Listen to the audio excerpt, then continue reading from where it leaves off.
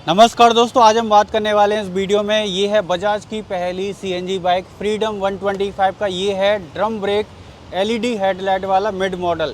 इस मिड वाले मॉडल में टॉप वाला जो मॉडल आता है उसके मुकाबले कौन कौन से फीचर्स कम मिलते हैं, माइलेज क्या देती है पेट्रोल प्लस सीएनजी में, और इसके सभी मॉडल की डिटेल में ऑन रोड कीमत क्या रहने वाली है, और फेस्टिवल सीजन में बजाज की बाइक पर क्या क्या डिस्काउंट ऑफर चालू है, सब कुछ आपको डिटेल में बताने वाला हूँ। अब जैसा कि ये मिड वाला मॉडल है तो इस वाले मॉडल में आपको यहाँ पर सिर्फ ड्रम ब्रेक देखने को मिलेंगी, प्लस इसमें आपको एलईडी वाली हेडलाइट मिल जाती है। सबसे पहले मैं इसके इंजन को यहाँ पर ऑन कर देता हूँ, तो आप देख सकते हैं इंजन यहाँ पर इसका ऑन हो चुका है। लेकिन इससे लोअर वाले मॉडल में अगर आप जाते हैं तो उसमें आपको हेलोजन हेडलाइट का सेटअप मिलता है, लेकिन इस वाले मॉडल में आपको स्प्लिट एलईडी वाली हेडलाइट मिल जाती है विद ड्रम ब्रेक के साथ। ठीक है, इंडिकेटर इसमें आपको हेलोजन वाले मिल जाते हैं। अब ये थोड़ा सा नीचे वाला मॉडल है तो यहाँ पर थोड़ा सा बेसिक साइड डिज़ाइन आपको दिया गया है, लेकिन टॉप वाला मॉडल लेते हैं तो यहाँ भी सब कुछ आपको एकदम सेम का सेम मिलेगा। ठीक है, बाकी यहाँ पर फ्रीडम 3D में लिखा हुआ है। बाकी जो इसके जो कवर हैं वो पूरे के पूरे पियानो ब्लैक फिनिश के साथ हैं, जो कि इसके लुक को काफ़ी ज़्यादा एनहेंस कर रहे हैं। आगे वाला जो मडगार्ड है ये भी आपको थोड़ा सा फाइबर बॉडी का मिलता है। प्लास्टिक की जो क्वालिटी वो भी काफ़ी ठीक है। 130 mm की यहाँ पर आपको ड्रम ब्रेक मिलती है, जिसमें कॉम्बी ब्रेकिंग का सेटअप मिलता है। दोनों ब्रेक इसकी एक साथ काम करती हैं। यूरो ग्रिप वाले यहाँ पर आपको टायर मिल जाते हैं।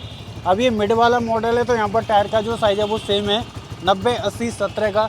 लेकिन टॉप वाला भी लेते हैं तो यहाँ भी आपको सेम प्रोफाइल का टायर मिलता है, लेकिन यहाँ पर आपको कंपनी 240 mm की डिस्क ब्रेक लगा कर देती है। अब इस मिड वाले मॉडल में भी आपको जो एलॉय व्हील है वो आपको टॉप मॉडल की तरह ही देखने को मिल जाते हैं। पीछे की साइड में चलते हैं तो यहाँ पर 130 mm की ड्रम ब्रेक मिलती है, प्लस इसमें आपको कॉम्बी ब्रेकिंग का सेटअप मिल जाता है। ये आगे वाली ब्रेक से कनेक्ट है, ये पीछे वाली ब्रेक का सेटअप है।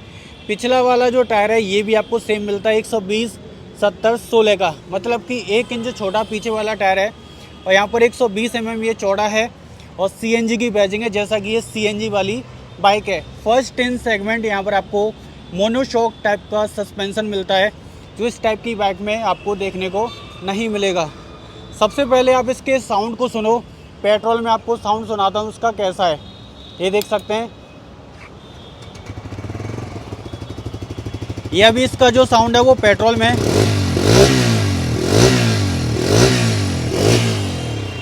अभी ये बाइक सीएनजी में यहाँ पर बटन दबा के मैंने कन्वर्ट कर दी है। अब मैं थोड़ा सा थ्रोटल देता हूँ तो ये देख सकते हैं यहाँ पर सीएनजी का लोगो आ चुका है, मतलब कि ये बाइक अभी सीएनजी में स्विच हो चुकी है। ये देखो सीएनजी का साउंड। तो इसमें सीएनजी में भाई कोई भी लैग वगैरह आपको बिल्कुल भी फील नहीं होने वाला है, लेकिन पेट्रोल में जो साउंड है वो थोड़ा सा हैवी रहता है, आरपीएम थोड़े से अच्छे रहते हैं।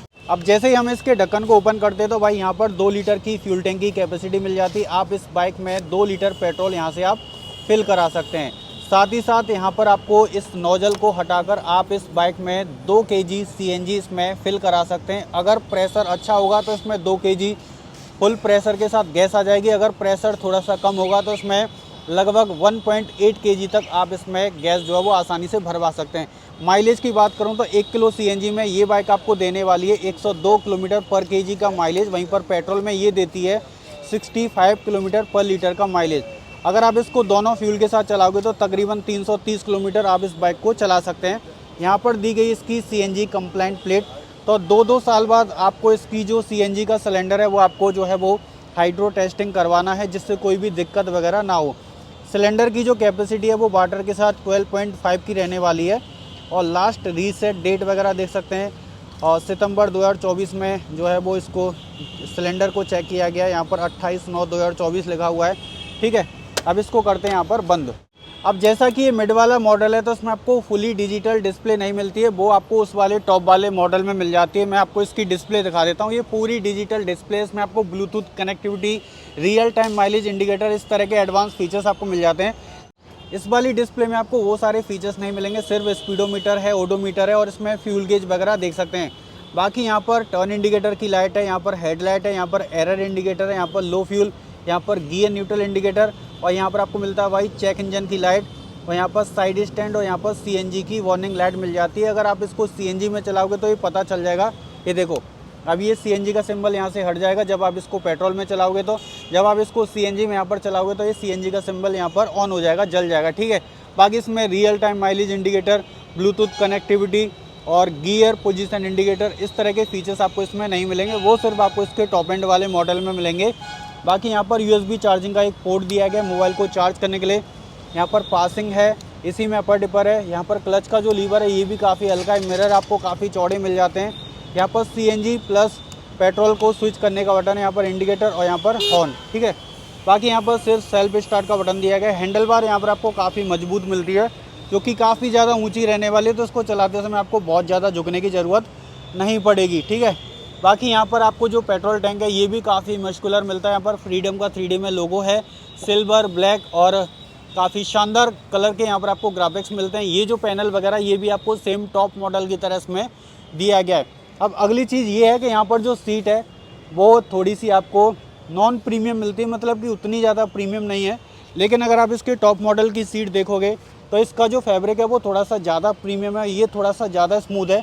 लेकिन ये वाली जो सीट है वो आपको थोड़ी सी ज़्यादा मोटे वाले फैब्रिक के साथ मिलती है। हालांकि इसकी भी क्वालिटी काफ़ी अच्छी है। इसमें आपको 825 mm की यहाँ पर आपको सीट हेड मिल जाती है। इस तरह यहाँ पर हिरन वगैरह जाते हुए दिखाई आपको देंगे, ठीक है। ऊपर में रियर बोल्ट ऑन सब फ्रेम है। इसमें आपको जो चैसी है वो आपको स्प्लिट ट्रेलिस वाला फ्रेम का यहाँ पर इस्तेमाल किया गया है। पीछे वाला जो स्विंग आर्म है ये भी टोटल अलग एक पार्ट है। यहाँ पर जो एग्जॉस्ट है वो भी टोटल एक अलग है। इसमें किक और सेल्फ दोनों ही चीज़ें आपको मिल जाती हैं। अब मैं आपको इसके सिलेंडर को यहाँ पर ओपन करके दिखा देता हूँ। ऊपर एक लॉक सिस्टम दिया गया नीचे की साइड में ये वाला, इसको जैसे ही आप क्लॉकवाइज घुमाओगे तो इसकी जो सीट है वो यहाँ से ओपन हो जाती है। अब ये सीट मैंने इसकी यहाँ से निकाल दी है। अब भाई ये है इसका CNG का सिलेंडर, जो कि काफ़ी लंबा चौड़ा CNG का सिलेंडर है। इसमें 2 kg आसानी से गैस आ जाती है प्रेशर के साथ, ठीक है। यहाँ पर जिंदुन लिखा हुआ है, मेड इन चाइना, और CNG यहाँ पर लिखा हुआ है। CNG का सिलेंडर है और ये 12.5 लीटर मतलब कि 12.5 लीटर की इसमें वाटर की कैपेसिटी है। लेकिन बहुत लोग बोलते हैं कि भाई इसमें 4-5 kg का सिलेंडर होना चाहिए था। ऐसा नहीं हो सकता भाई, 4-5 kg गैस भरवाने के लिए जो सिलेंडर की जो कैपेसिटी है वो थोड़ी सी ज़्यादा चाहिए, ठीक है। तो जो सिलेंडर है वो यहाँ तक आ रहा है भाई, आप देख सकते हैं। और इसका जो नोज़ल है, अगर आप मान लो कि आप इसको पेट्रोल पे ही चलाना चाहते हैं, CNG में नहीं चलाना चाहते हैं, आने के बाद इसकी जो CNG की सप्लाई है वो मैंने यहाँ से बंद कर दी है। अब यहाँ से मैंने इसकी CNG की सप्लाई को बंद कर दिया है। अगर आपको ये बाइक कभी CNG में चलानी है तो आप यहाँ से इसकी CNG की सप्लाई को एंटी क्लॉकवाइज घुमा के, उल्टा घुमाकर इसकी CNG की सप्लाई को मतलब कि खोल सकते हैं। अब ये बाइक CNG प्लस पेट्रोल में आसानी से चल सकती है। एमरॉन की बैटरी है, यहाँ भी अच्छा खासा स्पेस दिया गया है। भाई ऐसा बिल्कुल भी नहीं है, कंपनी ने इस बाइक के ऊपर में 10 टन का वजन का ट्रक जो वो चढ़ाकर देखा है, और उस ट्रक के चढ़ने के बाद भी इसके टैंक में कोई भी इम्पैक्ट नहीं हुआ है। और यहाँ तक कि इसका जो चैसी है वो भी बिल्कुल भी बेंड नहीं हुआ था। और जहाँ तक कि बात की जाए सेफ्टी के मामले में, तो इसका जो CNG का सिलेंडर है वो पूरी तरीके से सेफ़ है। तो जब इसका इंजन ऑन होगा तभी इसकी जो टेल लाइट है वो ऑन होती है। अब ये है भाई इसका ब्रेक लाइट, ये देखो बीच वाला पार्ट इसका भी जल जाता है, ठीक है। यहाँ पर बजाज की ब्रांडिंग है। ये जो इंजन है ये आपको स्प्लेंडर प्लस की तरह है, आपको थोड़ा सा लेटा हुआ मिलता है। अब इस तरह के जो लेटे हुए इंजन होते हैं वो फ्यूल एफिशिएंट माने जाते हैं, मतलब कि इस तरह के जो इंजन है वो काफ़ी रिलायबल होते हैं, प्लस ये माइलेज देने में ज़्यादा सक्षम माने जाते हैं। 170 mm की ग्राउंड क्लियरेंस आपको मिल जाती है। उसमें आपको 125 cc का air cooled 4 stroke single spark plug FI वाला OBD2 कंप्लाइंट वाला 2 वाल्व इंजन दिया है। ये इंजन आपको 9.5 PS की अधिकतम पावर देता है 8500 RPM पर, और ये इंजन आपको 9.7 Nm का टॉर्क जनरेट करके देता है लगभग 6000 RPM तक। 1340 mm का व्हील बेस है और 147.8 kg मतलब कि लगभग 148 किलोग्राम इसका वजन है। तो पूरी तरीके से ये रोड से चिपक के चलती है। यहाँ पर जो ये हुक वगैरह दिए गए, इसका फ़ायदा ये है कि पीछे में थोड़ा बहुत आप इसमें सामान बांधकर, इसमें रस्सी वगैरह निकालकर आप अपने सामान को पूरी तरीके से मतलब कि बांध सकते हैं, सुरक्षित कर सकते हैं। NG04 लिखा हुआ है जैसा कि मॉडल का नाम है। यहाँ पर जाली वाला साडी गार्ड मिल जाता है, ओपन चेन सेट कवर है, और यहाँ पर आपको मिलता है भाई टायर हगर।